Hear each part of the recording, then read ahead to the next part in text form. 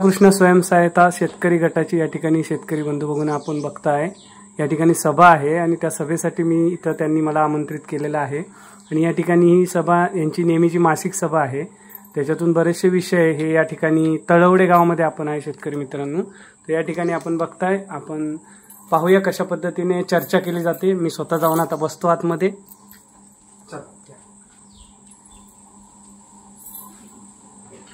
हे आपल्या आत्मांतर्गत चालणारा बचत गट आहे। आपल्या पाच राजाभाऊ त्यांचे मेन म्हणजे हेड आहे, हे सगळं बघतात त्यांचं काय करायचं कसं करायचं। तर तुमच्या समोर आणलेले आहे, तुम्हाला काही शंका असतील काय असतील त्यांना विचार।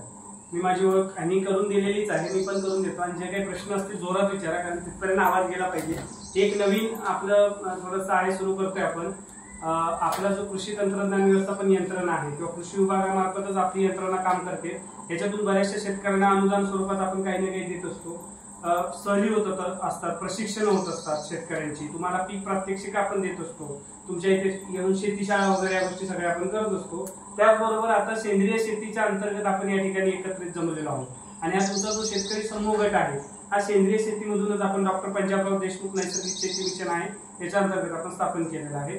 तर हे सगळं बघत असताना कृषी तंत्रज्ञान व्यवस्थापन यंत्रणा आत्मा याच्या अंतर्गत मी तालुका तंत्रज्ञान व्यवस्थापक या पदावर कार्यरत आहे। जवळपास मला 14 वर्ष या क्षेत्रामध्ये झालेली आहे।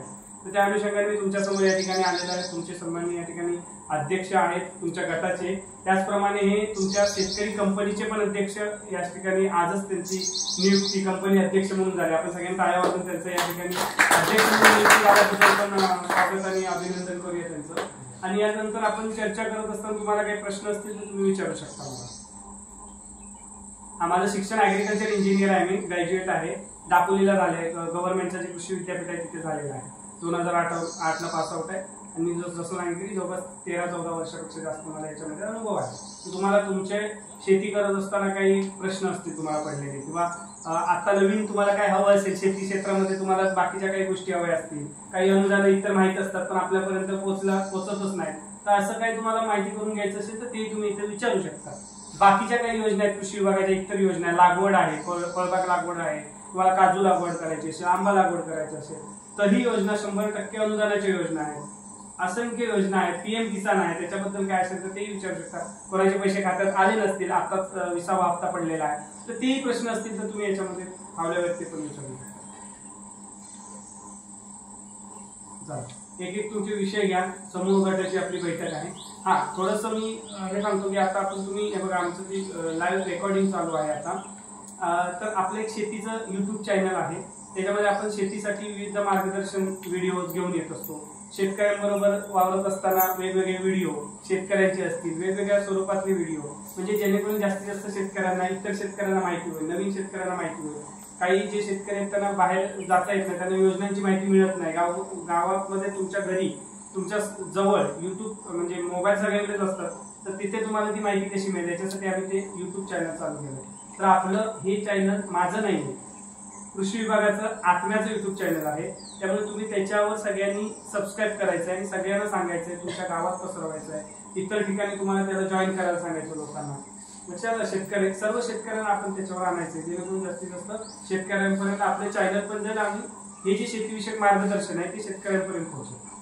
तर ते चॅनलचं थोडंसं सांगायचं होतं, त्या चॅनलवरच तुम्ही आहे, त्याच्यामुळे तुम्हाला पण आता बरेच जण ऑल महाराष्ट्र कुठे ना कुठे जात राहतात, तुम्हाला माहिती आहे, तर ते कुठेही तुम्ही सगळ्या महाराष्ट्रभर तुम्हाला आम्ही घेऊन सोडणार आहे। तर त्याच्यामध्ये तुम्हाला काही प्रश्न असतील तर ते तुमच्या वतीने प्रश्न महत्वाचे आहेत, कारण हे चॅनल नुसते शेतकरीच नाही बघणार आहे, बरेचसे शास्त्रज्ञ असतात, बरेचसे मोठे मोठे आता आमदार असतील, खासदार महोदय असतील, तर हे पण या पर्यायाने येणाऱ्या काळामध्ये हे चॅनल बघणार आहे। तर हे प्रश्न आपले जे आहेत ना हे वरपर्यंत जाणं गरजेचं आहे, म्हणून आम्ही चालू केलं। म्हणजे आपल्या गाव बैठका होत असतात, आता पण ही गाव बैठक झाली, पण याच्यामधले ज्या चर्चा असतात किंवा जे निर्णय असतात ते आपल्यापर्यंतच राहतात, हे याला कुठेही वरती जात नाही, मग ते इतर ठिकाणी पोहोचावेत, अगदी मंत्रालयापर्यंत पोहोचावेत, त्या अनुषंगाने हे चांगलं पर्यायी पाऊल आम्ही उचललेलं आहे। तर त्या अनुषंगातून काय असतील तर तेही तुम्ही प्रश्न या ठिकाणी मांडावेत। ह्या पहिल्या गाव बैठकीची सुरुवात आपण तुमच्या तळवडे गावातूनच केलेली आहे। याच्या आधीचे व्हिडिओ तुम्ही बघायला जाऊन नंतर ते वेगवेगळे व्हिडिओ आहेत, मार्गदर्शन पण व्हिडिओ आहेत, पण प्रथमच मी थेट इथं गावात येऊन गाव बैठक जी आपली आहे शेतकऱ्यांची ती मी इथं थेट आता रेकॉर्डिंग चालू आहे आपलं, तर त्याच्यामध्ये तुम्ही तुमचे प्रश्न विचारा. अनुत्तरित जे असतील ना प्रश्न असे विचारा, कारण एवढा लांब येऊन आपल्याला त्याचं तुम्हाला उलगडा झाला पाहिजे किंवा त्याच्यावर तुम्हाला कारण त्याच्यावर चांगल्या पद्धतीचं निरसन होणं गरजेचं आहे. पीएम किसानच्या योजना बोललात ना, मध्ये मोदी पीएम किसान म्हणजे 2000 रुपये बऱ्यापैकी आहेत ना, आलेले नाहीत. आता हे बघा, याच्यासाठी सगळ्यात महत्वाचं काय माहितीये, तुम्ही आता शेतीचा गट केला. शेतीचा गट केला म्हणजे काय केला की तुम्ही एकत्र आले. आता ही गोष्ट तुम्ही आता मला सांगताय ना की तुम्ही जेवढी लोक इथे आहेत शेतकरी ज्यांचा हा प्रॉब्लेम आहे, त्यांच्या खात्यामध्ये पैसे गेलेले नाही, असा तुम्ही एक गट तयार करा. आता हा गट कधी तयार होईल, तुम्ही एकत्र बसल्यावर होणार ना. एकत्र बसल्यावर चर्चा जेव्हा होईल, त्या चर्चेतून निघेल की मला पण नाही पडले, एक जण म्हणतील हे माझ्या पण नाही पडले, तोपर्यंत तुम्हाला हे माहिती नसतं की माझ्या बरोबर अजून किती जण आहेत. आता सगळ्यात महत्वाचं, पैसे जर पडले नसतील पीएम किसानचे, तर मुख्य त्याचं कारण असेल तुमचा ई-केवायसी तुम्ही केलाय का, पॅनला आधार जोडणं असेल, या पॅन कार्ड आधार कार्ड बँकेशी जोडणं असेल, या गोष्टी तुमच्या केल्या आहेत का तुम्ही, त्या पडताळणं गरजेचं आहे. तुमच्या मोबाईलला तुमचा आधार लिंक आहे का, आधारला पॅन कार्ड लिंक आहे का, हे सगळं बघणं गरजेचं आहे. आता हे हप्ते दर 4 महिन्याचे, मला वाटतं 4 महिन्याने 3 वेळेला पडतात ते, म्हणजे दर 4 महिन्याने एक हप्ता पडतो. तो आता 20वा मागे पडला आताच, बरोबर की नाही. तेव्हा तुमचे मला वाटतं 4000 रुपये जमा झाले असते. आता ज्यांना जमा झाले नाही असे किती जण आहेत त्याची किती यादी काढा. आपल्या गटातून हे तुम्ही पाऊल उचला, असं माझं मत आहे.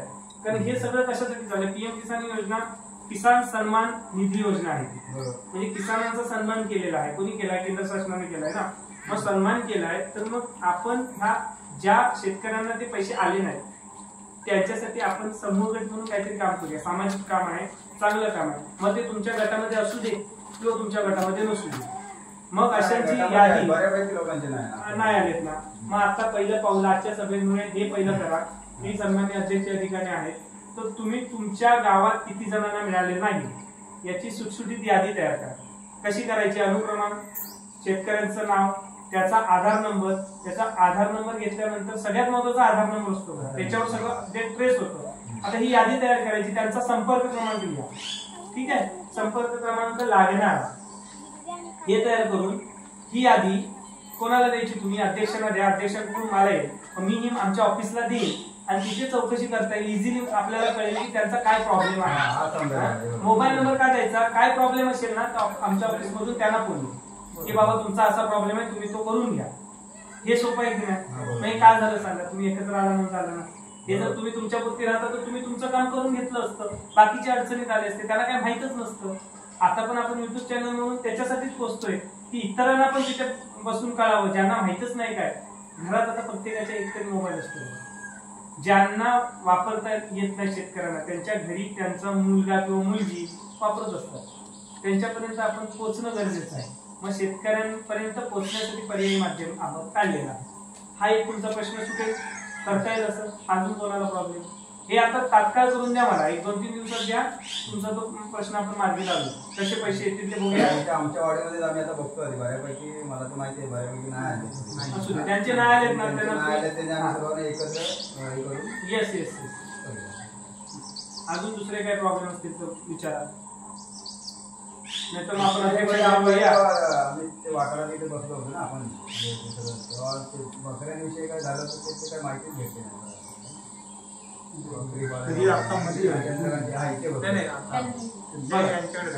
असू दे, विषय आलाय ना, शेती विषय काय बघा. आता तुम्हाला सांगतो, मत्स्यपालन म्हणा किंवा तुमचं आता तुम्ही म्हणता शेळी मेंढी पालन आहे, हे सगळे कृषीशीच रिलेटेड झालेलं आहे. आता सगळं आता कृषीचा दर्जा मिळालेला आहे. त्यामुळे तुम्ही जो विषय म्हणताय ना, फक्त तो कुठून हाताळला जातोय हे आपल्याला माहित पाहिजे. मग हे तुम्हाला जर तुमच्या शेळी मेंढी पालन संदर्भात काही माहिती जाणून घ्यायची असेल किंवा ह्या योजनेसंदर्भात विचारायचं असेल तर तुम्ही पहिलं तुमच्या गावामध्ये कृषी सहाय्यक अधिकारी कोण आहेत कृषीचे ते बघा. पहिली गोष्ट काय, त्यांच्या टचमध्ये आज किती जण आहेत सांगा मला.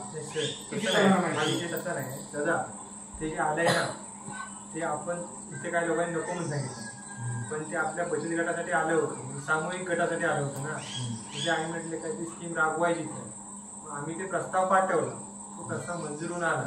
पाटील मॅडम येणार रॅडचा विषय आहे ना. हा त्या पाटील मॅडम आणि कदम मॅडम त्या येणार आहे. ते पाटील मॅडम गेल्या ट्रेनिंगला, आजच येणार होत्या. हा त्या येणार होत्या आज, त्या ट्रेनिंगला गेल्या.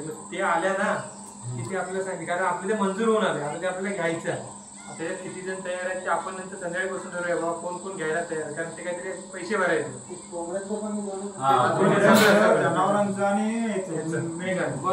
आपण तो प्रस्ताव रिकामा पाठवला ना, आपण पाठवला मंजूर करून पण आला, याच्यातनं मंजूर होऊन आले. सगळ्यांची नावं दिली, जेवढी बचत गटात 29 लोक आहेत सगळ्यांची नावं दिली आहेत. सगळा तो मंजूर होऊन आपल्याकडे आलेला आहे. आता राष्ट्रीय मला वाटतं कोरडवाहू क्षेत्र विकास प्रकल्प आहे, हा सुदैवाने तुमच्या गावात आला. आता तो पूर्ण राजापूरमध्ये ना एकाच गावात कुठेतरी असतो दरवर्षी, दर 2 वर्षाने तो येत राहतो. त्यांनी 3 वर्षांनी ग्रामपंचायत ठराव मागितला, मी ठराव घेतला, झालंय म्हणजे सिलेक्शन याच गावाचं झालंय. फक्त त्याच्यामध्ये काय असतं माहितीये का, तुमचं कॉन्ट्रीब्युशन महत्वाचं असतं शेतकऱ्यांचं. बऱ्याच ठिकाणी शेतकरी आपलं कॉन्ट्रीब्युशन देत नाही, म्हणजे स्वतःच ती मीटिंग तुम्ही करा. पाटील मॅडम जेव्हा येतील ना, कारण ह्याच्यामध्ये कसं आहे माहितीये, खूप जवळपास मला वाटतं 50-60% वर अनुदान आहे. आणि शेळ्या मेंढ्यापासून तुम्हाला मला वाटतं गायी वगैरे पण कोंबड्या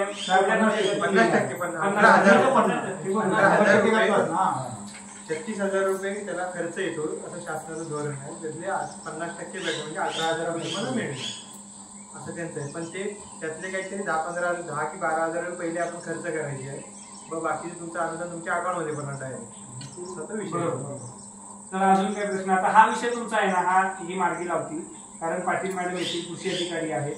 आणि जो रॅड जो प्रोजेक्ट आहे ना, त्याच्यासाठी तुमचे काही कृषी अधिकारी मला वाटतं कदम मॅडम आहेत ना, कदम मॅडम आहेत, त्या येथील आणि ते तुमचं नियोजन होऊन जाईल. पण त्यावेळी तुम्हाला ते सगळ्यांनी येऊन ते ठरवायला लागेल, कारण ते तुम्ही नाही घेतलं तर मग दुसरीकडे जात होते. त्याच्यामुळे तुम्हाला ते एकत्र येऊन सगळं ते नियोजन करायला लागेल. तो पण चांगला प्रोजेक्ट आहे. अजून काही प्रश्न?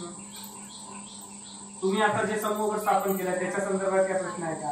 आपल्याला हे समूह गट कशासाठी स्थापन केलंय माहिती आहे का? कोणी पण एक जण मला सांगू शकता का? आपण एकत्र आलोय इथे, आता एकत्र बसलोय म्हणजे समूह गट आहे म्हणून बसतोय ना, पण मग हा समूह गट म्हणजे काय आहे, कशासाठी आपण काढलाय हे माहिती आहे का कोणाला? अध्यक्ष सोडून सांगा, काय आपलं प्रयोजन काय आहे, किंवा कशासाठी काढलं, एकत्र का झालं आपण? सांगा बरं. काय करायचंय आपल्याला? मुळात शेतीचं सगळ्यांनाच करायची आहे. मुळात गावामध्ये 90% ते 95% शेतकरीच असतात, असं तर माझं मत आहे. भारत कृषी प्रधान देश जरी असेल आणि त्याच्यात 70% शेतकरी असले तरी गावामध्ये हे 70% शेतकरी 95 ते 99% म्हणा सर्व शेतकरीच आहे. तर आपण सगळे शेतकरी मग एकत्र का आलोय आपण? सांगा, जोरात सांगा, म्हणजे आपले बाकीचे शेतकरी पण आहेत. शेतकरी आहेत ते बरोबर आहे, पण शेती धरून त्याला एक जोडधंदा दुसरं काहीतरी त्याच्यातून राबवले पाहिजे आपण शेतकऱ्यांनी. आता एक चांगलं मात्र झालंय, तुम्ही जवळ सगळे एकत्र आलात, तुम्हाला जोडधंदा पण मिळतोय ना, रॅड येते ना तुमच्याकडे. आता तुमच्या सद्भाग्य आहे म्हणून म्हणतोय ना, सौभाग्याने मिळालेलं क्षण आहे ते, तुम्हाला मिळाली ती योजना. हा, सहसा मिळत नाही, ती तालुक्यात एकाच ठिकाणी असते आणि 3 वर्षांनी मला वाटतं ते एकदा येते तो प्रोजेक्ट. शेतकरी शेती पण करायला पाहिजे, त्याच्यातून व्यवसाय धंदा पण काय पुढे काय आपल्याला करू शकतो हा पण बघायला पाहिजे ना. नुसतं आपण शेतीवर सुद्धा अवलंबून चालत नाही, शेतीला जोडधंदा पण पुढे. कदम मॅडमनी भारती साहेब आले झाले कसं, मी होतो मुंबई, त्यांनी डायरेक्ट यांना काय सांगितलं, तुम्हाला 18,000 भरायचे मग तुम्हाला ते मिळणार. आता त्याच्यामुळं यांच्याकडे 18,000 भरले, 36,000 नाही सांगतो ते 36,000 भरल्यानंतर 18,000 तुमच्या खात्यात पडले. 36,000 पहिले खर्च करायचा, ते कोणाही जीवावर करणार किंवा ते रिटर्न येणार की नाही याची गॅरंटी नाही काय शासनात. हे आता मला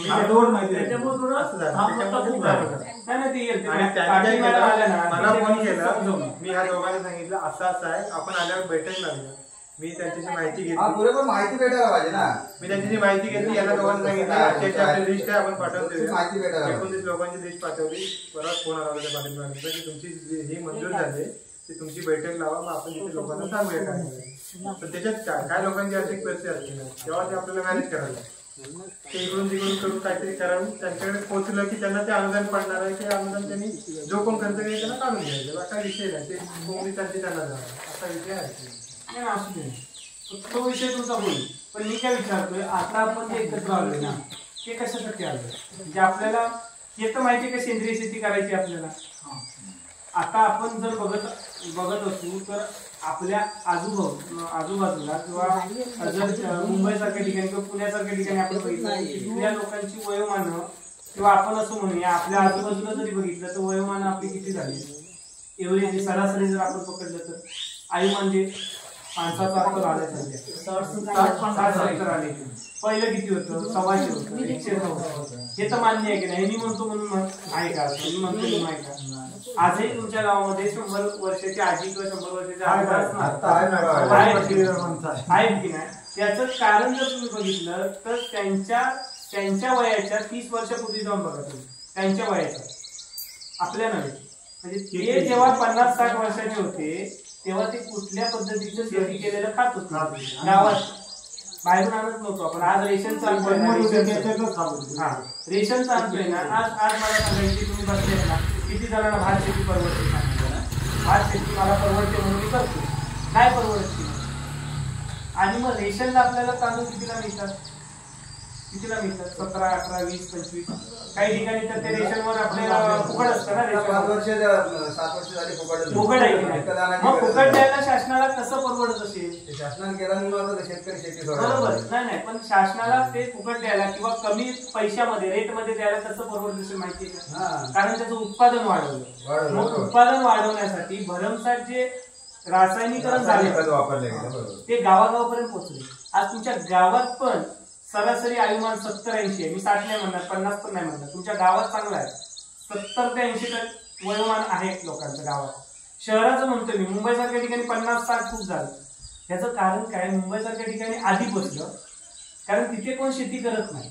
आपण गावात काय करतो आपल्यापुरती शेती तर करतो आणि आपण जास्तीत जास्त युरिया नाही वापरत होतो. कधीतरी एकदा टाकलं ते पण आपलं जाते पाण्याने वाहूनच जाते की नाही आपलं युरिया. आपल्याला वाटतंय आपण दिला मस्त युरिया पण तो आपण देत नाही. आपल्या जमिनीमध्ये पाणी टिकतं का टिकत नाही.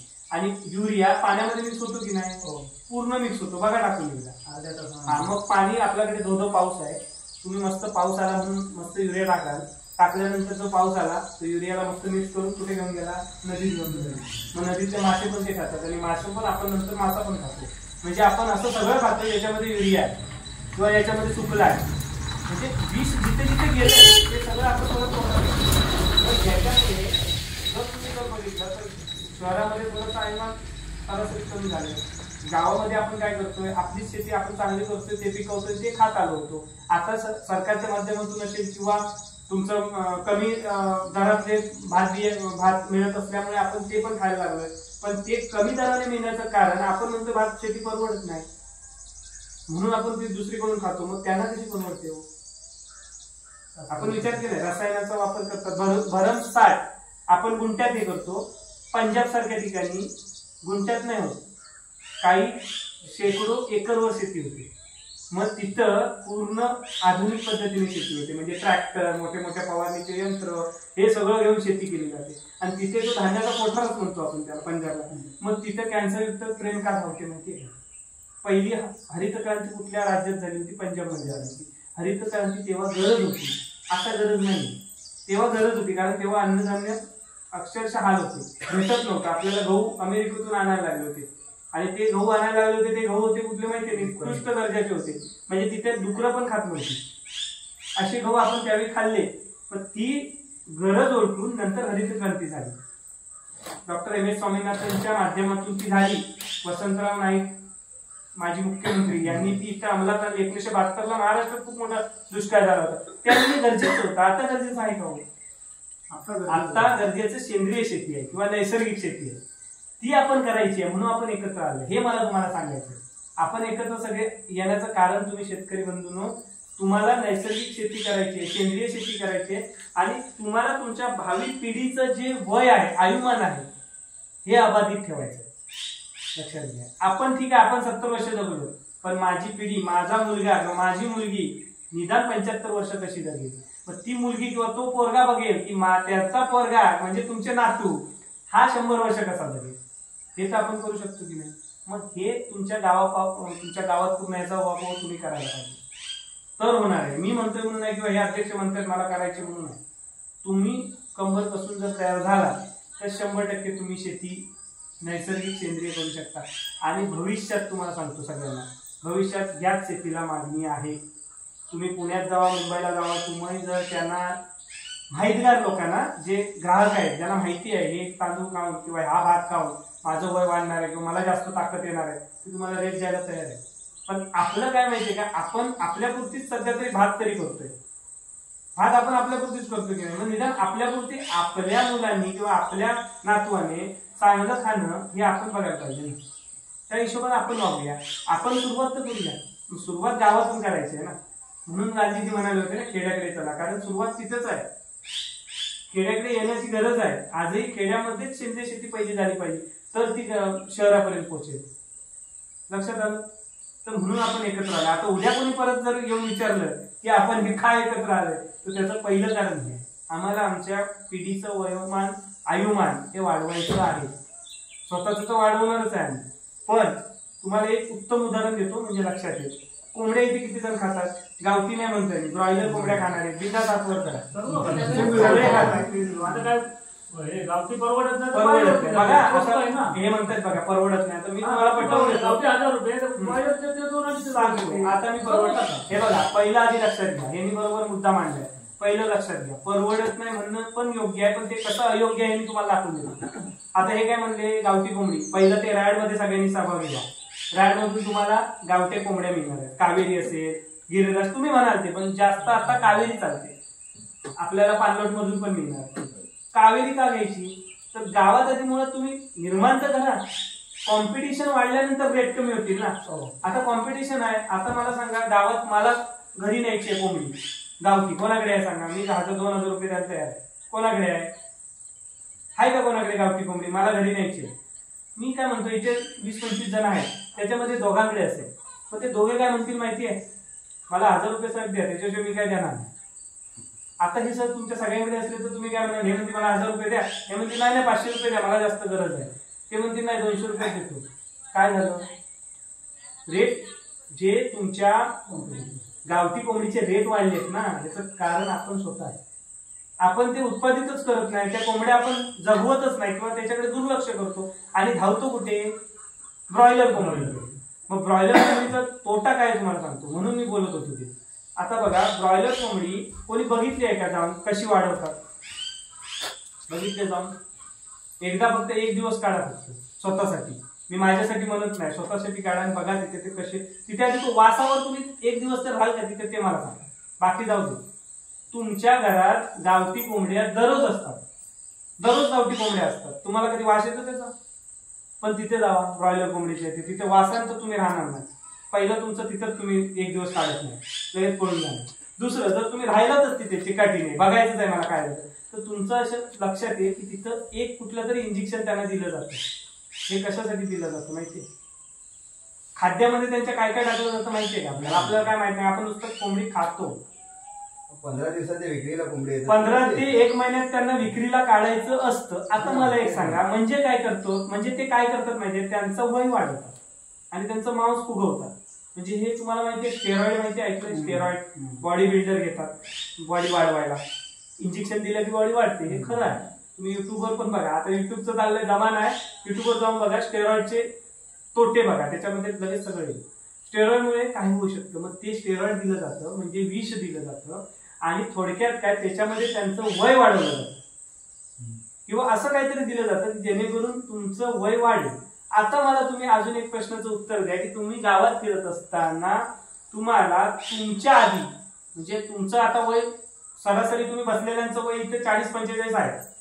तुमच्या आधी 20 वर्षापूर्वी जर तुम्ही मुलं बघितली असतील, लहान मुलं 10वी, 5वी, 6वी, 7वीची, तर ती मुलं आणि आता तुम्ही जी मुलं बघताय 10वी, 5वीतली, त्याच्यामध्ये काही फरक वाटतो काय तुम्हाला? वाटतात ना? केस पिकलेले असतील, थोडंसं वय जास्त वाटतं, म्हणजे हा 5वीत, अरे काय बोलतो तू 5वीत आहेस हे म्हणतो आपण. त्याचं कारण काय माहितीये काय? हेच आहे, हे खातो आपण, खातो, मुलांना देतो. मग मला सांगा, ज्या कोंबडीचं आयुमान वाढवलेलं आहे, तिला इंजेक्शन दिलेलं आहे आणि तिला फुगवलेलं आहे, ते अन्न आपल्या पोटात गेल्यावर आपल्या आता बघा, जो मनुष्य आहे ना, हे कशाने बनलेला असतो? डीएनए असतो. डीएनए त्याच्यावर काम करतो. झाला ना डीएनए मध्ये बदल, तुमच्या पोटात गेलं ना, म्हणजे ते कुठेतरी तुमच्या डीएनए मध्ये घुसलं. डीएनए घुसल्यावर काय होणार आहे, किंवा तुमच्या रक्तात ते गेल्यानंतर काय होणार आहे, किंवा विष हे तुम्ही स्वतः ग्रहण करताय ना, ते ज्याची वय ऑलरेडी वाढवून तुमच्या समोर ते खायला दिलंय, तर ते तुम्ही पण तुमचं वय वाढवणारच आहे. मग त्याच्यामुळे आधी मुलं जर बघत असाल तर मी तुम्हाला म्हणून मुद्दाम विचारलं, एखादा पण असा नाही की जो खात नाही कोंबडी. गावात राहून तर आपल्याला गावाचा आणि गावठी मधला जीच कॉमन आहे ना, गावात राहून गावठीच आपण कोंबड्या खाल्ल्या पाहिजे. मग तुमच्यामध्ये आणि त्या शहरातल्या मुंबई पुण्यामध्ये काय फरक आहे? उलट ही योग्य संधी आहे, तुम्ही तुमच्या इथे वाढवा ती कोंबड्या आणि त्या मुंबई आणि पुण्याला पाठवून द्या आणि त्यांना सांगा कोंबडी महाग नाहीये, आम्ही 400ला देऊ, तुम्ही खायची तयारी ठेवा, आणि का खायची हे पण तुम्हाला लिहून देतो म्हणायचं आम्ही.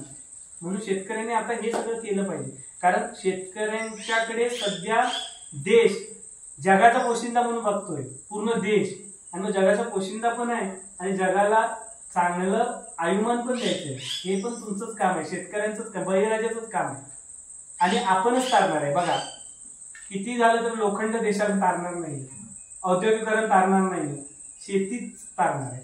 त्यामुळे आपल्याला शेतीच करायची, आणि जी करायची आहे ती आता गरजेच्या प्रमाणे करायची. तेव्हा गरज होती, पण आता आपल्याला नैसर्गिक शेतीच करायची किंवा सेंद्रिय शेतीच करायची. परवडत नसेल तर परवडण्यासाठी हे योजना आलेल्या आहेत. डॉक्टर पंजाबराव देशमुख नैसर्गिक शेती योजना काय आहे, तुमचे अध्यक्ष महोदय तुम्हाला नक्की कुठल्या तरी एका सभेमध्ये सांगतील. आपल्याला त्याच्यातून काय करायचंय पुढे हे पण तुम्हाला कळेल. हे ड्रम आले ते बघताय काय, ड्रम कशासाठी आलेत सांगा, कोणाला एकाला माहितीये का, याच्यात काय करायचंय, घरात पाणी ठेवायचंय का? आजच्या मीटिंग नंतर तुमचा हा पण दृष्टिकोन बदलेल. हे जे ड्रम आहेत ना, हे तुमचं जे अन्न आहे ना, हे सुपीक बनवण्यासाठी आहे, किंवा तुमची जमीन आहे ना, ही सुपीक बनवण्यासाठी ड्रम. एका ड्रमचा वापर जरी तुम्ही केला तरी तुम्ही जवळपास 1 एकर तुमचं क्षेत्र म्हणजे तुमची जमीन ही सेंद्रिय बनवा, सत्य आहे. आणि त्या जमिनीमध्ये जीवाणूंची संख्या वाढवा. आता तुम्हाला हे पण लक्षात आलं पाहिजे शेतकरी म्हणून, आता तुम्ही सुरुवातीला शेण वापरत होता शेतामध्ये, आता किती जण वापरतात, कारण गाईचं नाही म्हणजे काय, शेण काय वापरणार. पण तुम्हाला माहिती आहे का, जेव्हा तुम्ही शेण टाकत होता तेव्हा चांगलं उत्पादन होत होतं. आता तुम्हाला नाईलाजच तो युरिया टाकायला लागतं, नाही टाकलात ना तो युरिया, नाही टाकला तर तुमचं उत्पादनच येणार, कमी दराचं वरते पण नाही येत नाही. बरोबर, त्याचं कारण काय माहितीये, तुमची जमीन आहे ना ही नापीक होत चालली. त्याच्यात नापीक म्हणजे काय जी मुळात माहितीये का, जमिनीमध्ये जीवाणू नाही, म्हणजे जमिनीत जीवाणू मृतावस्थेत आहेत, ते जीवाणू म्हणजे सजीव नाही. मग हे कशामुळे झालं, खतामुळे झालं. काढू किती जणांकडे सांगा, गांडूळ किती जणांच्या मातीत आहे मला सांगा, हात वर करा, माझ्या मातीत गांडूळ आहे, त्यांचा सन्मान करू आपण क्वचितच. त्याचं कारण काय ते आपण कधी विचार केला, गांडूळ का नाही आपल्याला, हे सगळ्याचा सारासार विचार करण्यासाठी आपण एकत्र येत असतो, किंवा या ठिकाणी आज आलोय किंवा तुम्ही भविष्यात येणार आहे. हे तुम्ही तुमच्यासाठी नका येऊ एकत्र, तुमच्या पिढीसाठी या, भावी पिढीसाठी या. तुम्ही गाव म्हणून गावाचे प्रमुख असतील, गावाचे सरपंच असतील, गावाचे तंटामुक्ती अध्यक्ष असतील, गावाचे पोलीस पाटील असतील, ह्या सगळ्यांनी एकत्र गावासाठी या. आणि हा जो पूर्ण फरक काय म्हणतो आपण त्याला, फरक म्हणूया, किंवा हा जो पूर्ण दृष्टिकोन बदल घडवण्यासाठी आपण एकत्र आले पाहिजे. हे तुम्ही तुमच्या गावातल्या पोलीस पाटलांना सांगा, सरपंच महोदयांना सांगा की तुम्ही आमच्या गावासाठी आम्हाला कधी पण एकत्र बोलवा, आम्ही शेतकरी म्हणून सगळेजण यायला तयार आहे. आणि मी तर म्हणतो 100% गावातले हे नागरिक शेतकरीच आहे. आता याच्या व्यतिरिक्त तुम्हाला बरं, ह्या ड्रम मध्ये तुम्हाला जीवामृत असेल आणि बीजामृत असेल, या गोष्टी करायच्या. म्हणजेच मी तुम्हाला सांगितलं की तुमच्या जमिनीचा पोत जो आहे किंवा जमिनीमधून तुम्ही नुसती एखादी बी टाकून जरी दिली तरी ती चांगल्या पद्धतीत उगवली पाहिजे, न फवारणी करता, न खत देता. एवढा जमिनीची सुपीकता तुम्ही याच्यातून करायची, सुपीकता गाठायची आहे. या आजी, या बसा, या बसा, इथे या आजी, बसा खाली. तुम्हाला तुमच्या जमिनीची सुपीकता जर गाठायची असेल, जमिनीला नापीक झालेल्या जमिनीला सुपीक जमिनीमध्ये जर तुम्ही परिवर्तन करायचं असेल तर तुम्हाला या ड्रमचा वापर करून जीवामृत आणि बीजामृत हे तुम्हाला बनवायचं आहे. कसं बनवायचं पण माहिती आहे, साधं सांगा. एकदम तुम्ही शास्त्रशुद्ध पद्धतीने नका सांगू, काही गरज नाहीये. आधी मग आपल्याकडे गाई म्हशी नाही, आता एखादी योजना रॅड सारखी आली तर तुम्ही ती गाई किंवा म्हशी घ्या, ते काय घेता येते का बघा. त्याचा वापर करून आपण चांगल्या पद्धतीने जमिनी आपल्या सुपीक बनवू शकतो. आजही गरज आहे.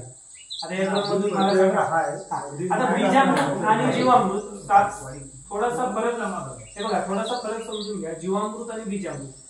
बीजामृत म्हणजे नावात काय बीज आहे, बीज म्हणजे बी, म्हणजे बियासाठी अमृत आहे. म्हणजे बीज संस्कार करण्यासाठी ज्याची गरज आहे. म्हणजे बीला जर आपण काहीतरी संस्कार करून ती पेरायची आहे किंवा ती रोवायची आहे किंवा ती जमिनीमध्ये लावायची आहे ती, तर त्यावेळी जे लागतं ते बीजामृत. ते कसं करायचं ते या योजनेतून आपल्याला शिकायचं आणि ते करण्यासाठी या ड्रम आहे. दुसरं काय आहे, जीवामृत. मग तुम्हाला मी सांगितलं, जर जमिनीत तुमच्या जीवच नसतील तर ती जमीन सजीव आहे का? बरं, जीवाचं काम काय? जीव म्हणजे दिसतो का आपल्याला? जीवाणू कशाला म्हणतो आपण, जे दिसत नाही पण आहे, त्यांचं अस्तित्व आहे. गायीच्या पोटात किती 33 कोटी देव आहे, म्हणजे जीवाणू आहे. एका सुईच्या टोकावर लाखभरच्या वर जास्त जीवाणू असतात. ते आपल्याला दिसत नाही पण त्यांचं काम खूप महत्वाचं आहे. आपल्या पोटात पण आहे. जर पोटातले जीवाणू जर संपले, शून्य झालं, तर आपण पण जगू शकत नाही. कारण विघटन होणार नाही. आपण जे खातोय ना त्याचं विघटन नाही होणार. मग जमिनीत आपण जर काही देत असू तर त्याचं विघटन झालं पाहिजे आणि ते जमिनीतून तुमच्या मुळांच्या वाटे ते खोडापासून अगदी तुमच्या पानापर्यंत गेलं पाहिजे. पानापर्यंत म्हणण्यापेक्षा तुमच्या जे फळ लागलेलं आहे त्या फळापर्यंत ते पोचलं पाहिजे. ते काम जीवाणू करतात. लक्षात आलं? मग हे जीवाणू वाढवण्यासाठी जीवामृत आहे. लक्षात आलं? मग हे सगळं करत असताना सगळ्यात महत्वाचं म्हणजे शेण आहे. आणि जर गावठी गाईचं शेण असेल तर उत्तम, नसेल तर मग काय बैलाचं पण चालतं. जीवाणू शेणामध्ये आहे, मग ते आपल्याला वाढवायचे.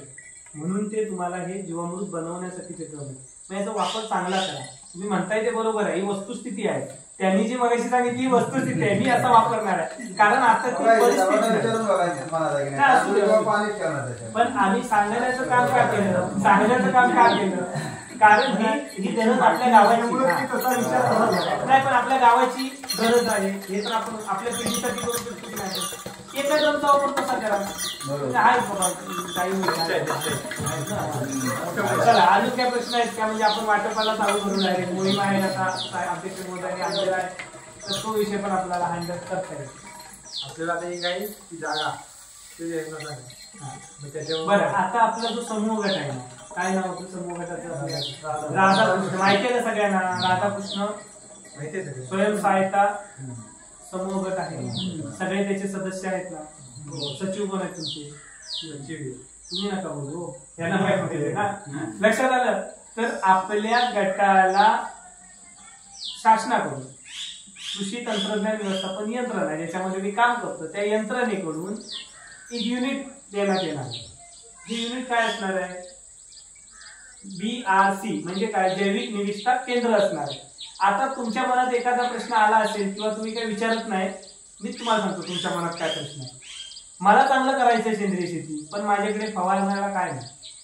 आता मी समजा सेंद्रिय शेती करायची म्हटली माझ्या काजूच्या बागेत. काजूची बागेत किती जणांची आहे? आता तुम्हाला असं वाटलं मला शेती करायची आहे काजूच्या बागेत, पण मला फवारणी काय करायची, माझ्याकडे हायच नाही तर काय करणार? मला नाईलाज असतो मार्केटमध्ये जाऊन केमिकल घेऊन यायचं लागतं. आहे की नाही? सगळ्यांचा. पण समजा उद्या आपल्या गटाने तुम्हाला एक औषध तयार करून दिलं की ते तुम्ही मारून तुमच्या काजूच्या बागेत फवारणी जर केली तर 100% नाही पण 70% तुम्ही जे तुमच्या आता काजूच्या बागेत काय येते जास्त करून टी मॉस्किटो येतो. माहितीये का? टी मॉस्किटो लाल लाल पानांच्या शिरा होतात, म्हणजे काय रस शोषून खातो. टी मॉस्किटो म्हणजे मच्छरासारखा असतो, वर एक असं दांडा असतो, एकदम बारीक असतो. चिलट कशी तसा असतो, तो हानिकारक. लाल लाल करून सुरकतून टाकणार. आणि थ्रिप्स असतात. हे 2-3 प्रकार असतात, बाकी काही जास्त काय आपल्याकडे नसतो सध्या तरी. तर आपण जर रासायनिकरण करत गेलो तर मात्र हे आजार वाढत जाणार, हे रोग वाढत जाणार, हे कीटक अजून चांगले डेव्हलप होऊन येणार आपल्यासमोर. म्हणून आपण त्यांना नैसर्गिकरित्या मारायचा प्रयत्न करणार आहोत या योजनेच्या अनुषंगाने. मग आपल्याला काय करायचंय? इथंच तुमच्या गटामार्फतच आपण एक युनिट तयार करणार आहोत. त्याच्यासाठी 1 लाख रुपयाचं अनुदान शासनाचं. मी तुम्हाला सांगतो, कृषी विभाग कृषी तंत्रज्ञान व्यवस्थापन यंत्रणा आत्मा अंतर्गत तुम्हाला ते प्राप्त होणार आहे. तर त्याच्यासाठी तुम्हाला काय करायला लागेल? एका कुठल्या तरी ठिकाणी आपल्याला 10 बाय 10 ची रूम तयार करायला लागेल. म्हणजे आपण ही बसलोय ना, ही साधारण एवढी रूम. ह्या रूम मध्ये ते पूर्ण जो सेट आहे त्याचा म्हणजे तयार करण्याचा औषध तयार. ते औषध तयार करण्यासाठी म्हणजे त्याला म्हणतो आपण जैविक निविष्ठा केंद्र म्हणजे जैविक औषधं त्याच्यातून आपण तयार करू शकणार आहोत म्हणजे आपण म्हणजे पण तुमचा गट मग हे तयार करून तुम्ही कोणाला देणार हो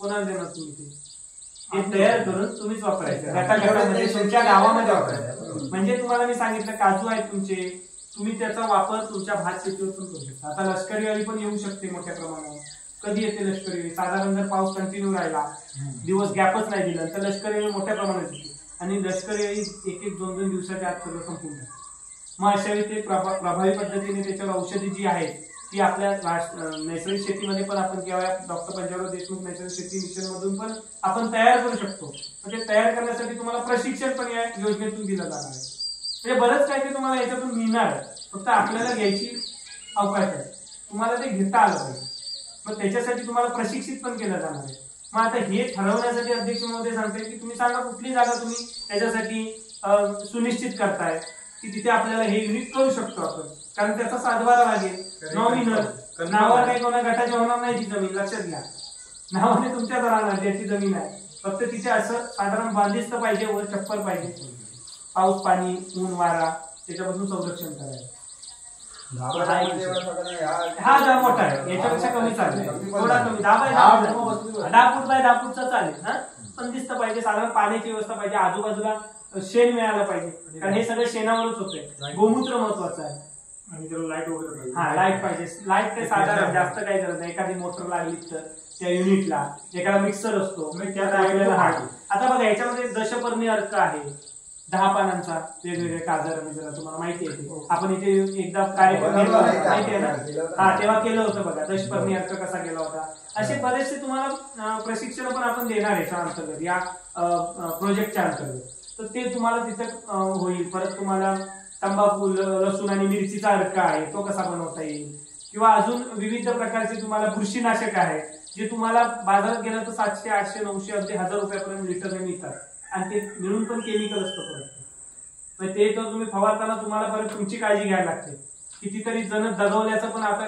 2-3 वर्षापूर्वी झालेल्या आहेत घटना म्हणजे ते फवारताना आपण वारा कुठून आहे वगैरे काय बघत नाही मग ते डोळ्यात जाणं कानात जाणं बऱ्याचशा गोष्टी झालेल्या आहेत मग ते सगळं केमिकल असल्यामुळे झालं हे नैसर्गिक आहे हे आपण बनवायचं आहे मग असे बरेचसे त्याच्यामधून तुम्हाला घटक बनवता येणार आहे निविष्ठा बनवता येणार आहे त्या तुम्ही वापरायच्या गटाने आणि इतर जणांना तुमचे कोण नातेवाईक असतील बाकीच्या गावातले शेतकरी ओळखीचे असतील त्यांना तुम्ही तात्पुरत्या स्वरूपात ते रेट लावून तुमचा जो काही गटाचा बसेल रेट तो लावून तुम्ही तिथे देऊ शकता बाकी त्याच्यासाठी बनवण्यासाठी जेवढे काही सामुग्री लागतात ते सगळे तुमच्या शेतामध्येच तयार होणारे आहेत बाहेरून काय आणायला लागत नाही जे बाहेरून आणायचंय ते तयार करण्यासाठी 1 लाख रुपयाचं अनुदान सरकारचं आहे अजून एक महत्वाची गोष्ट सांगतो हा जो शेतकरी गट आहे ह्या गटातून तुम्ही सर्व त्या गटाचे सदस्य आहेत सभासद आहेत बरोबर मग आता ही तुम्ही गट असे 10 गट आहेत आपले तसं तुमचा तळवड्यामध्ये हा एक गट आहे तसे अजून 9 गट इतर गावामध्ये आहेत तुमच्या आजूबाजूला लागूनच आहेत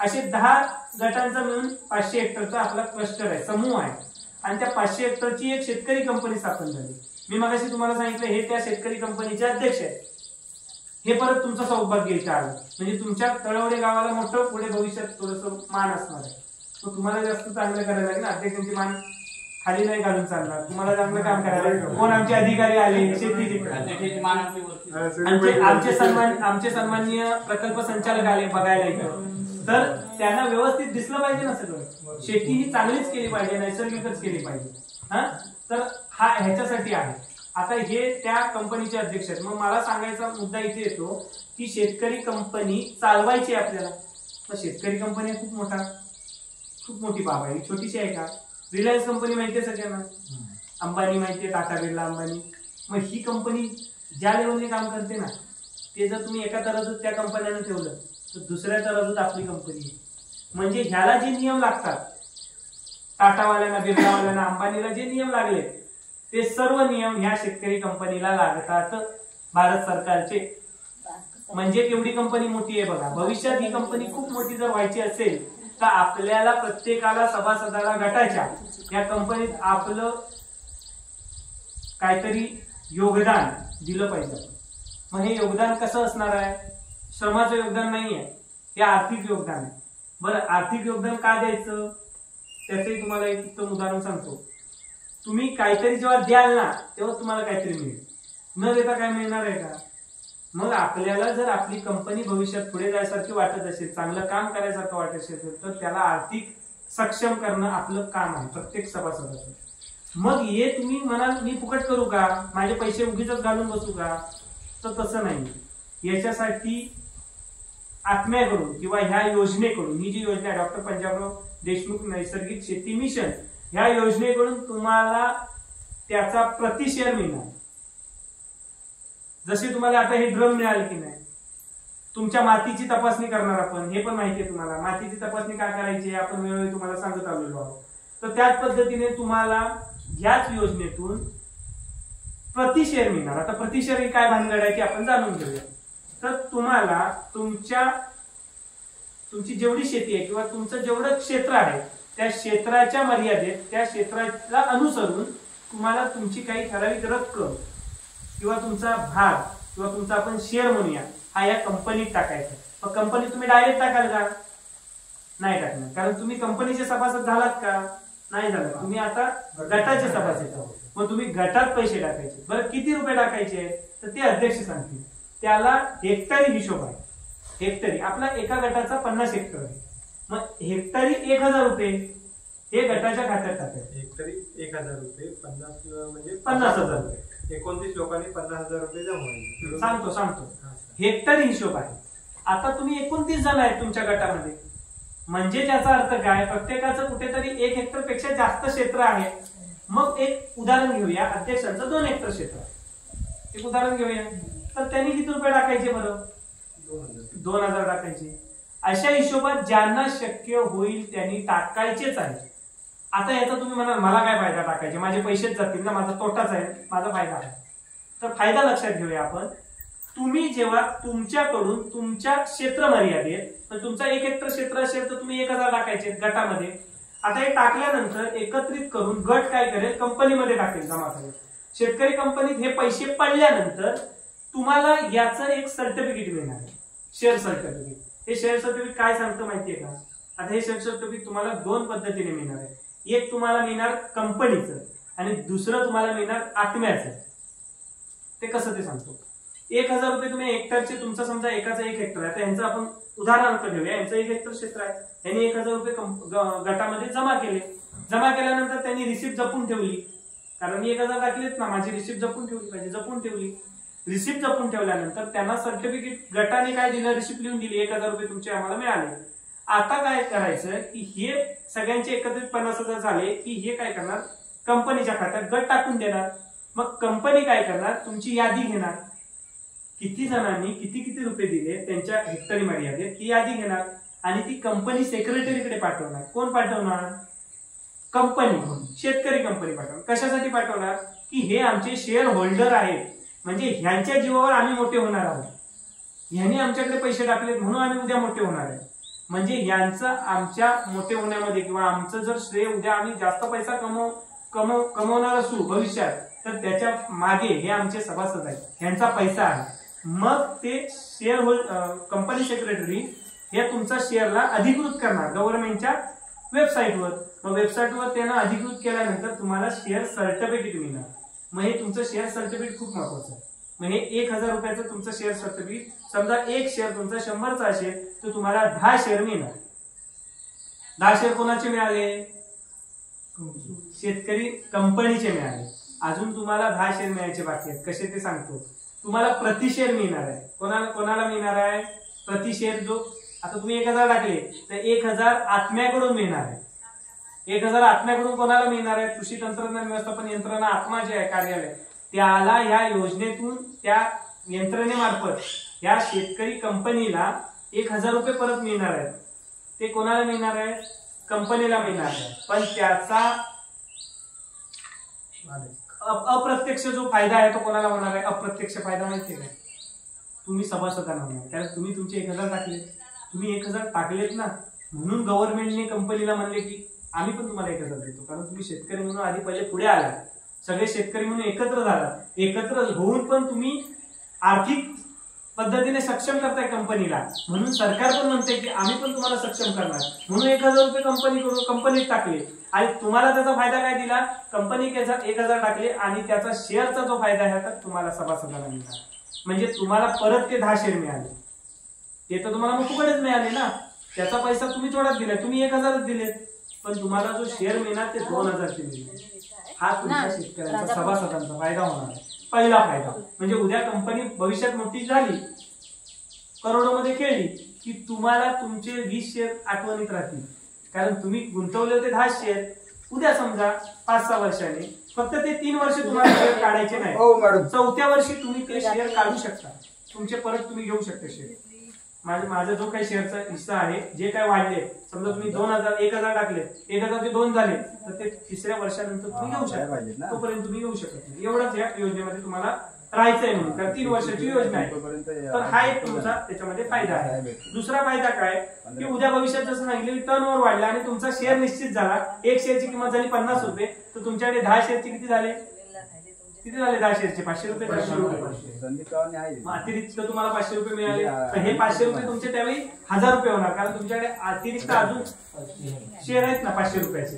लक्षात हा तुमचा या शेतकरी कंपनीमध्ये इन्व्हेस्ट केलेल्याचा फायदा आहे, लक्षात घ्या. तर हा एक महत्वाचा विषय होता. हे पण तुम्ही अध्यक्षांकडे पैसे ज्यांना वाटते त्यांनी देऊ शकता, नाही वाटत असेल तर त्यांनी थोडासा विचार करून हळूहळू दिला तरी जमा आहेत. व्हेरी गुड, टाळ्या वाजवा सगळ्यांनी. म्हणून हे अध्यक्षांनी करून घेतलेले आहे, म्हणून ते अध्यक्ष झाले कंपनीचे पण आणि गटाचे पण. अजून कोणाला काय प्रश्न विचारा नाही तर आपण आता हे ड्रम आहेत ना, हे आपण आता वाटप करणार आहोत त्या ठिकाणी. त्याच्यासाठी अध्यक्ष महोदयांनी सर्वांना या ठिकाणी आमंत्रित केलं. थोडासा वेळ झाला, कारण याच्या अगोदर आपण पाचलला संचालक मंडळाची मीटिंग घेतली होती, तर त्या मीटिंगमुळे इथे यायला वेळ झाला, त्याच्यामुळे तुमची थोडीशी दिलगिरी व्यक्त करेन मी. कारण शेवटी कसं आहे, मला पण हे सगळं मॅनेज करायला लागतं, सगळ्या बैठका होणं खूप महत्वाचं आहे. तुमच्या गावात जशा ह्या बैठका तुमच्यासाठी महत्वाच्या आहेत, तसं ह्या संचालकांच्या बैठका होणे पण महत्वाचे आहेत. मग त्या अनुषंगाने मी तिथे होतो. तर याच्या व्यतिरिक्त काय असेल तर विचारा. अजून कोणाला काय प्रश्न असतील, इतर काय प्रश्न असतील? नाही, चालेल, चांगली गोष्ट आहे, चालेल. कारण आधी आम्ही प्रश्न निर्माण काय करताना कधी काय गरज लागेल कुणाला ते यांना बोलवा, हे येतील, हे आपल्यासाठी कायम असं झालं. थोडंसं स्पष्टीकरण करा ना, जमिनीची सुपीकता जर वाढवायची असेल तर काय करावं लागेल. बघा आता हे तुमचा प्रश्न चांगला आहे. जमिनीची सुपीकता जर बसून घ्या, जमिनीची सुपीकता वाढवायची झाली तर काय करायला लागेल. सगळ्यात महत्वाचं, जमीन नापीक झाली हे पहिला आधी आपल्याला ओळखतात. जमीन नापीक झालेली आहे आपली, जमीन नापीक झालेली आपल्याला कसं कळेल सांगा बघा. एकाने कोणतरी सांगा बघा, अनुभवी शेतकऱ्यांनी सांगा बाबा जमीन नापीक. माती परीक्षा ही झाली बघा, नापीक म्हणजे नावातच आहे हो, ना पीक, पीक नाही होते ना, पीक येत नसेल त्या ठिकाणी नापीक झाली. म्हणजे तुमचं पीक हळूहळू, आता तुम्हाला लक्षात असं यायला पाहिजे की मी 25-30 वर्षापूर्वी इथे चांगलं लागवड केली, ते चांगलं झालंय माझं झाड, आणि 2-3 वर्षापूर्वी इथे लागवड केलं ते त्याच्या दृष्टीने तेवढं वाढ नाही त्याची, म्हणजे काय हळूहळू ती नापीक तिकडेच वळते.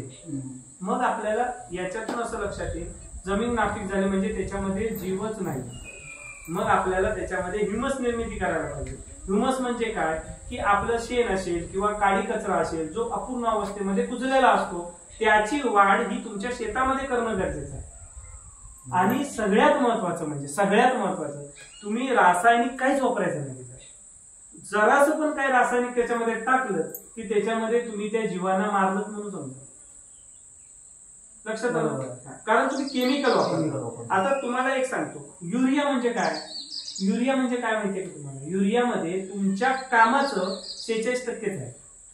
म्हणजे समजा 1 किलो युरिया तुम्ही इथे ठेवलात, तर ते 1 किलो युरियामध्ये आपण 1 किलो नको पकडूया, आपण 100 किलो पकडूया. 100 किलो युरिया तुम्ही इथे असं ठेवला, तर त्या 100 किलो युरियामध्ये तुमच्या कामाचं किती किलो आहे सांगा, 46 किलोच आहे तुमच्या कामाचं. म्हणजे नत्र हे तुमच्या कामाचं आहे. युरिया म्हणजे नत्र नव्हे, युरियातून नत्र मिळतं.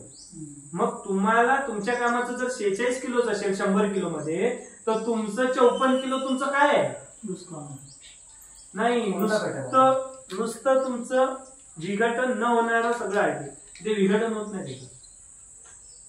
मग विघटन होत म्हणजे तुम्हाला प्लास्टिक माहिती आहे, प्लास्टिक तुम्ही किती पुरून ठेवा ते विघटन होणार नाही त्याचं. काही मायक्रॉनचं असतं, म्हणून आता बघा काहीतरी मायक्रॉन 20 मायक्रॉन किंवा काढलं होतं बघा शासनाने. त्याचं कारण काय, विघटन होतं तेवढ्यापर्यंतच पिशव्या तुम्ही विकू शकता किंवा घेऊ शकता. विघटनच होत नाही त्या पिशव्या, मग गुरं पण खातात, त्याच्यामध्ये बऱ्याचशा गोष्टी होतो झालेल्या आहेत. त्यामुळे मग ते बंदी घातली. त्याचं कारण काय, मग ह्याच्यामध्ये पण आपण असंच करतोय. म्हणजे आपल्याला महत्वाचं आहे ते 46 किलो आणि जे आपल्याला गरजेचंच नाही ते युरिया बरोबर ते पण टाकतोय ना आपण.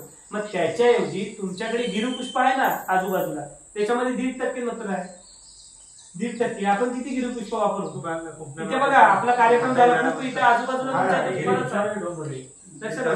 म्हणजे काय, तुम्ही ते तिथे वापरा. मग तुम्ही नापीक कशामुळे करताय त्याचं उदाहरण देतोय. म्हणजे जे 54 किलो टाकताय ना, बरोबर ना, 100 वजा 46 54 किलो जे टाकताय ना, त्यामुळे तुमच्या जमिनीमधले जे जीवाणू आहेत ना याच्यापर्यंत हवाच जात नाही. त्याला ते चॉकअप करून टाकतं, त्या मातीला ते पूर्ण चॉकअप करून टाकतं. लक्षात आलं. त्याच्यामुळे तुमची जमीन नापीक होत नाही. मग आता गांडूळ का नाही, त्याचं कारण हे आहे. तुम्ही युरियामध्ये गांडूळ टाकून बघा ना, एखादा मिळाला लगेच जमा केला तर ते 2 पटी जमा होतात. हा, मग तुम्ही गांडूळ का नाही त्रास, कारण तुमची जमीन, मी माझी म्हटलं नापीक कशी ओळखायची, तर हे आपल्या इथे गांडूळ जर आले तर ती सुपीक झाली, आणि जर गांडूळ नाही येत तर ती, म्हणून गांडूळाला शेतकऱ्यांचा मित्र म्हटलेला आहे. म्हणजेच काय करतं ते गांडूळ माहितीये का, शेतकऱ्यांचा मित्र काय माहितीये, ती जमीन आहे ना उकरत असतो, उकरत. म्हणजे काय करतं माहितीये, जमिनीमध्ये हवा खेळती ठेवतो. म्हणजे हवा असेल ना आणि पाणी असेल ना तर जीवाणू आतमध्ये वाढतात. आता हे बीजामृत किंवा जीवामृत करताना तुमच्या असं लक्षात येईल, जीवामृत करताना तुम्हाला शेणामध्ये गोमूत्र टाकून, पाणी टाकून, त्याच्यामध्ये तुम्हाला गुळ टाकायचा आहे, तुम्हाला वडाखालची माती टाकायची. आता वडाखालची माती का, कारण तिथे बऱ्यापैकी चांगली सुपीक माती असते, वडाची माती सुपीक असते, म्हणून ती तिथे नेऊन टाकायची. म्हणजे त्याच्यात जीवाणू जास्त असतात. मग ती टाकली. परत त्याच्यामध्ये चण्याचं पीठ पण टाकतात. का माहितीये, गुळ पण टाकतात. का सांगा, ते जीवाणू जगावे म्हणून. त्याच्यामध्ये आतमध्ये जीवाणूंना आपल्याला वाढवायचं आहे. एक जीवाणूचे 1000 जीवाणू झाले पाहिजे, लाख झाले पाहिजे. मग ते नेऊन आपल्या जमिनीत टाकले की जमिनीमध्ये ते आपली उत्पत्ती वाढवणार. म्हणजे तुमची जमीन मस्त एकदम हिरवीगार दिसणार भविष्यात आणि ओली ओली दिसणार. जमीन अशी ड्राय नाही दिसली पाहिजे, एकदम रफ नाही दिसली पाहिजे. आपली त्वचा बघा, आपण त्वचा एकदम जरा ड्राय दिसली की आपल्याला कुठला तरी आजार असतो, याचा संकेत असतो. तसंच जमिनीचं पण ओळखता आलं पाहिजे. जमीन जर ड्राय दिसत असेल ना तर त्याच्यामध्ये काहीतरी प्रॉब्लेम. मग तिथे कसा तो गांडूळ येईल, लक्षात आला. मग अशा पद्धतीची शेती मग तुम्ही ती ओळखू शकता. आणि सुपीक जमीन करण्यासाठी उत्तम पर्याय म्हणजे आपला जीवामृत. जीवामृत जर तुम्ही जमिनीमध्ये एकरी हिशोबात, समजा हा ड्रम करून 200 लिटर करून जर तुम्ही नुसतं टाकत राहिला 20-20, 25-25 दिवसांनी, तरी पण तुमची जीवनिर्मिती होणार त्याच्यामध्ये. आणि तुम्ही करून बघा, मी म्हणतोय म्हणून नको, किंवा हे सिद्ध झालेलं आहे. हे म्हणजे कुठेतरी थोटांचं नाहीये. जसं तुमचं इमूचं आलं होतं मध्यंतरी, परत ते काळ्या कोंबड्याचं मध्यंतरी काहीतरी आलं. हे असं नाहीये. हे आपल्याला शाश्वत आहे. ही शाश्वत शेती आहे, आपल्याला हे शाश्वत सिद्ध आहे. त्याच्यामुळे आपल्याला फक्त करायचा अवकाश आहे. आता आपल्याला करण्याची गरज पण आहे. अजून लोकांनी समजायला पाहिजे काय कशामध्ये. आता सुरुवात आपण करायची आहे. बुधवारच्या बाजारमध्ये एवढी उंच कोथिंबीर येते, त्याला मुळं किती असतात, 2च असतात. आणि आम्ही इथे आमच्या जमिनीत टाकतो ना, 15 दिवस 20 दिवस झाले तरी कोथिंबीर शेणखतावरती थोडा धीरे धीरे वाढते. मग लोकांना काय वाटतं ती इथे गावात केली ती पिवळी आहे, ती कशी घाटावर हिरवीगार मोठा आहे, पण त्याच्यावरती काय फवारणी आहे ना, त्याला 2 मुळं असतात आणि कोथिंबीर एवढी असते. लोकांना काय वाटतं काय हिरवीगार भाजी आहे.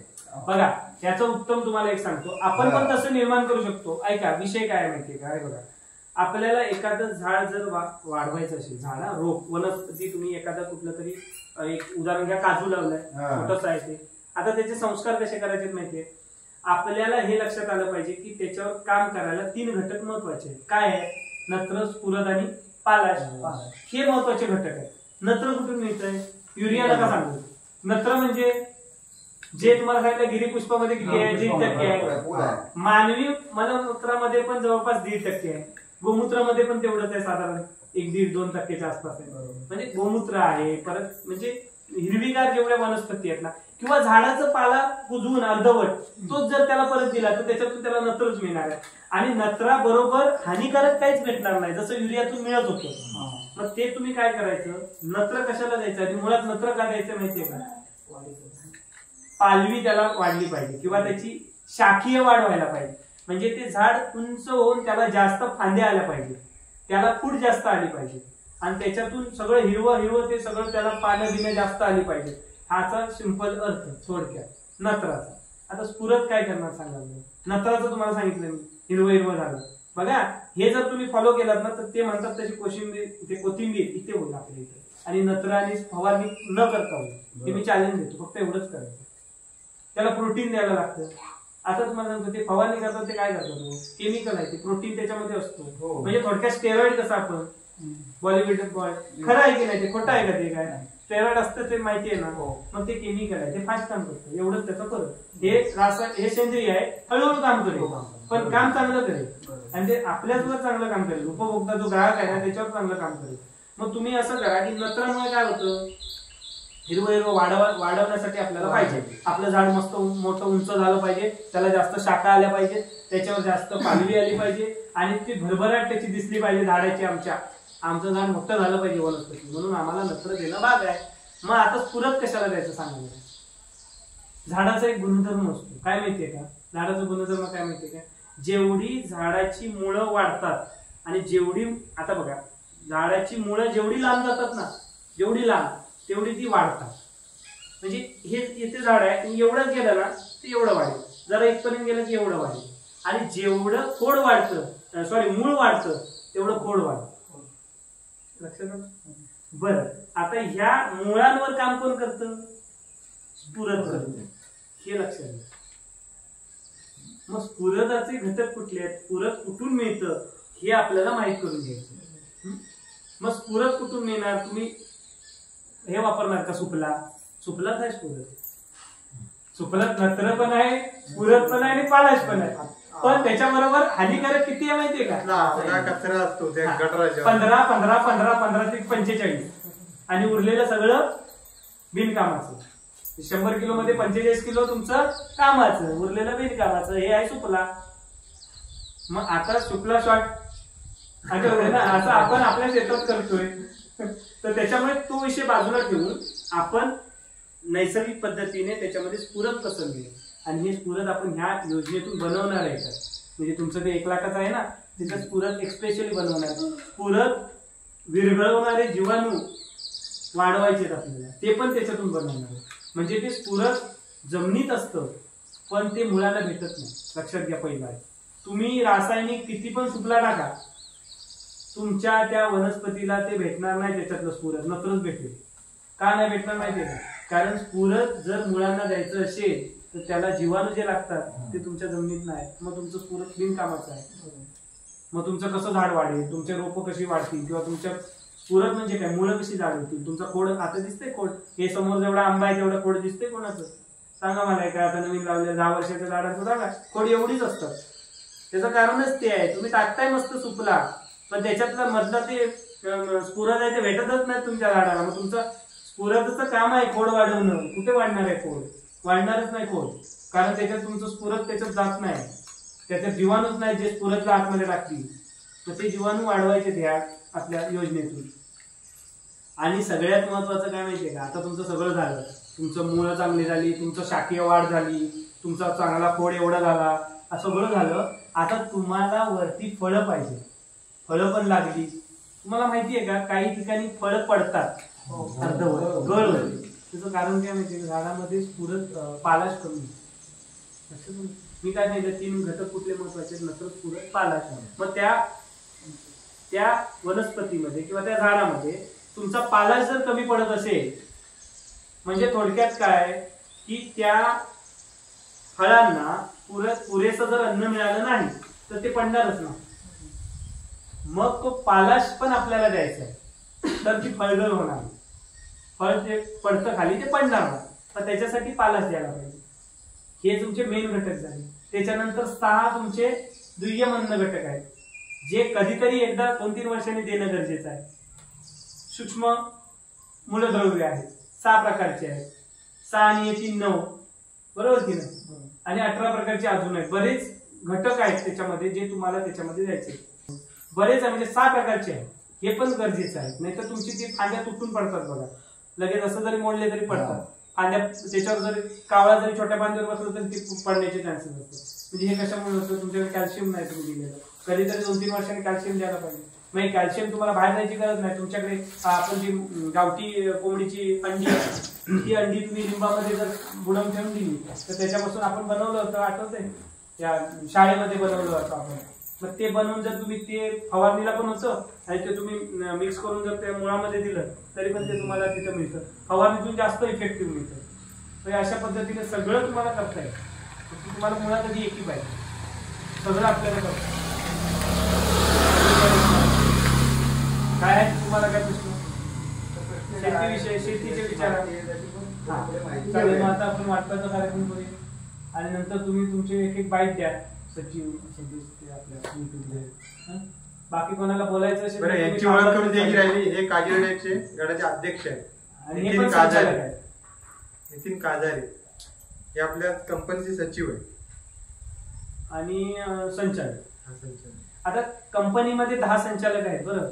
त्याच्यातले 5 संचालक महत्वाचे असतात. त्याच्यामध्ये अध्यक्ष, खजिनदार, सचिव असतात आणि हे सगळे तुमची कंपनी सांभाळणार आहेत. लक्षात घ्या, हे तुमचे महत्वाची माणसं आहेत. कार्यकारी मंडळी आहे ती कंपनी. तुमचं काम काय, तुम्हाला गट स्ट्रॉंग ठेवायचं आहे. ह्यांचं काम काय, यांना कंपनी स्ट्रॉंग ठेवायची. दोन्ही जर एकत्र जर चांगलं काम झालं तर तुम्हाला जास्तीत जास्त पैसा रिटर्न कंपनीतून मिळू शकतो. जर याच्यामध्ये काही कोलॅप्स झालं तर तुमचे पैसे बुडणार नाहीत मात्र, एवढं लक्षात घ्या. ही शेतकरी कंपनी आहे ना, याच्यावर कोणाचं तरी नियंत्रण आहे, ते आमचं आहे, कृषी विभागाचं आहे. त्यामुळे तुम्ही घाबरून पैसे याच्यामध्ये इन्व्हेस्ट करायची गरज नाही. पैसे कुठे जाणार?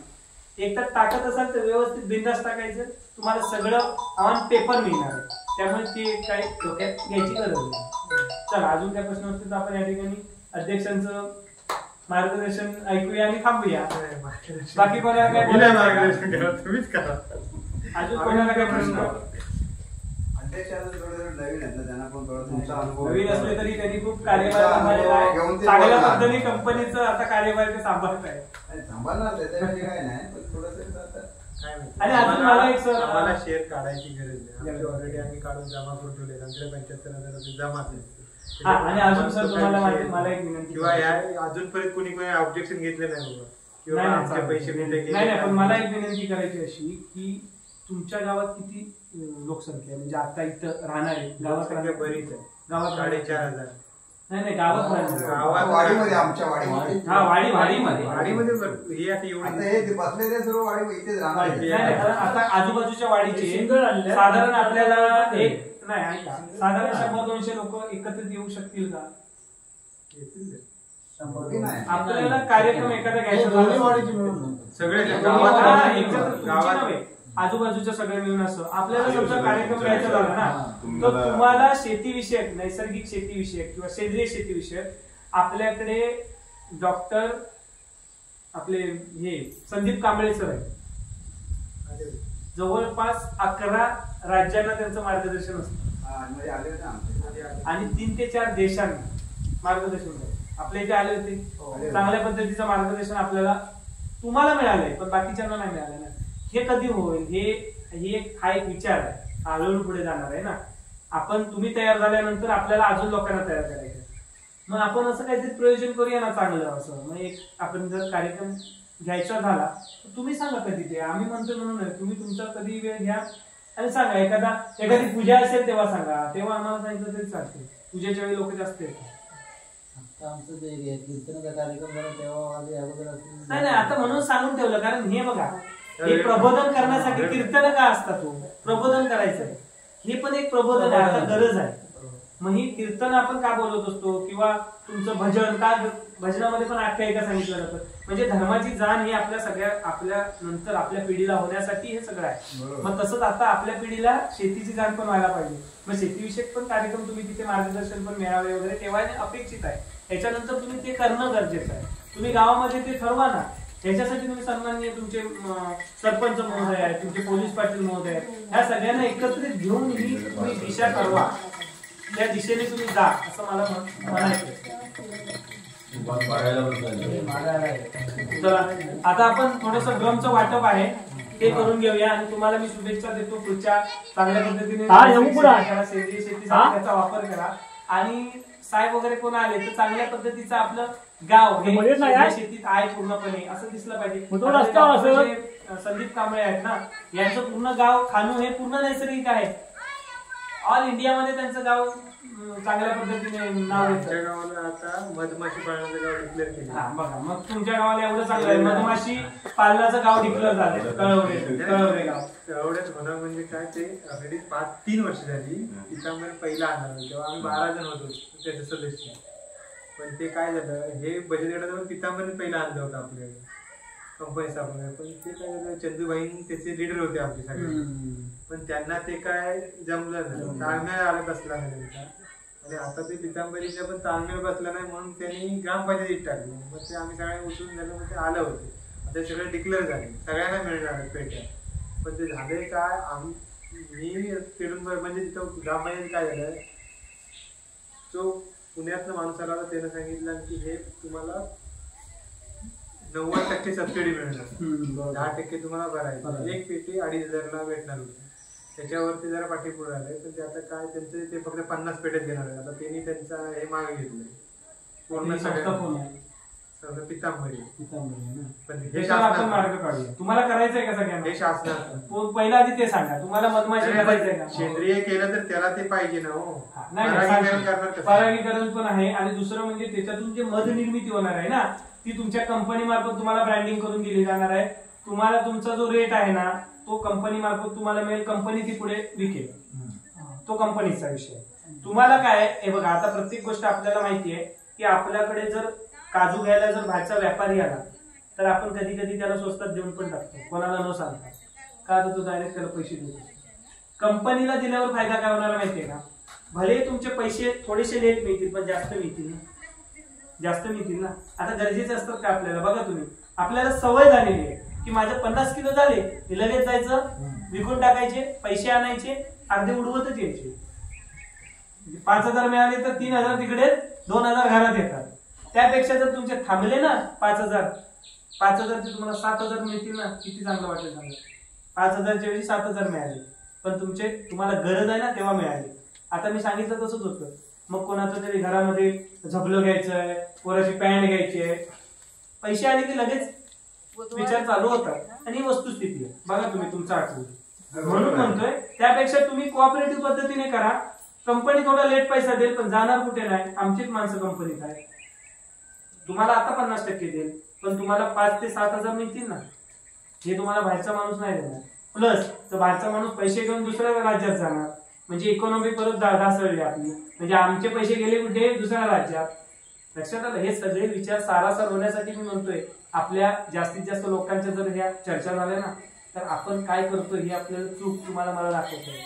आपण आपले पैसे कुठे टाकतोय आणि ते पैसे पुढे त्याचा सदुपयोग होतोय की नाही हे आपल्याला लगेच लक्षात येतं. आपण पैसे आपले कुठे खर्च करतोय, कशावर करतोय, त्याच्यावर आपलं करतोय.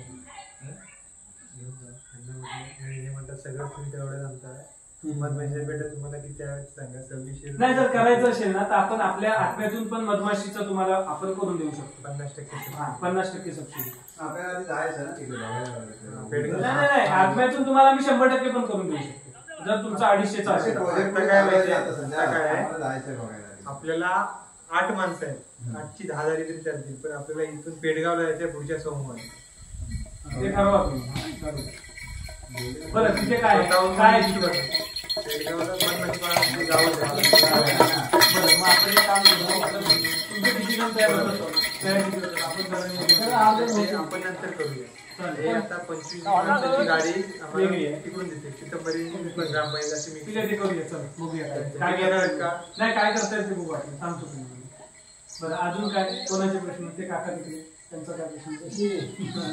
ते काका काय चला तर कोणाचे प्रश्न असतील तर मला पण पुढे जायचंय. बघू आता त्याच्यातून आपल्याला पुढे पुढे नक्की आम्हाला रॅटचा विषय कसा आहे माहितीये. आता विषय कसा खरी परिस्थिती पाहिजे ना, तर हे 36,000 भरणं, 18,000 भरणं एवढी काय कोणाची कॅपॅसिटी. आपल्याला काय करायचं, ते आपल्याला भेटली तुमच्या इथे नको, पण इनऑफिशियली सांगतो मार्ग सगळीकडे असतो. आपण फक्त अधिकाऱ्याने घेऊन बसा, जे करणार आहेत त्यांनी मार्ग सापडेल. तर शेतकरी मित्रांनो बघितलं आजची गाव बैठक आपली शेतकऱ्यांची समूह गटाची. मी होतो इथं एका शेतकरी समूह गटाबरोबर, जसं मी तुम्हाला माझे नाव सांगितलं. आणि हे आता तळवड्यामध्ये आहे. हे बघा इथे सगळे हे आता आपण बघत होता आतापर्यंत हे सगळी चर्चा चालू होती आपली. हे सगळे बघा इथे महिला मंडळ आहे. सगळं गावामध्ये महिला पण इच्छुक आहेत आणि त्यांची पण संख्या आता वाढते आपल्या गावामध्ये. प्रत्येक गावामध्ये जर तुम्ही बघितलं तर महिलांचा पण चांगला पाठिंबा किंवा शेतीसाठी महिला उत्सुक असताना दिसतात या ठिकाणी. हे बघा हे सर्व हे आमचे काजारे आहेत आणि हे आमचे अध्यक्ष आहेत बघा. तर आता आपण जाणून घेऊया सगळं प्रत्येकाला कशी वाटली, इथल्या सगळ्या शेतकऱ्यांना आजची सभा कशी वाटली, त्यांचे अभिप्राय पण जाणून घेऊया या ठिकाणी. कशी वाटली आजची सभा सांगा बरं. माझं नाव राजेंद्र पांडुरंग गुरव. गुरव सर सांगा, तुम्हाला आजची सभेच्या मध्ये कसं वाटलं? काय समाधान वाटलं. असं काहीतरी आपल्याला पुढे भविष्यात घडवायचं आहे असं त्याच्यातून चर्चा झाली, पण समाधान वाटलं आपल्याला. काहीतरी भविष्यात काहीतरी पुढे चांगलं घडावं असं. आणि सेंद्रिय शेती करण्याचा निर्धार वाढला तुमचा? वाढला. करणार आता सेंद्रिय शेती?